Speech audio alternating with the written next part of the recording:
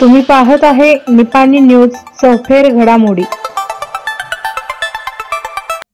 गोटू उर्फ प्रमोद सदलके यांचे निधन। ढोणेवाडी तालुका निपाणी येथील कुमार गोटू उर्फ प्रमोद शिवाजी सदलके वय वर्ष 32 यांचे सोमवारी आकस्मिक निधन झाले। त्यांच्या पश्चात आई, वडील, बहीण, भाऊ असा परिवार आहे।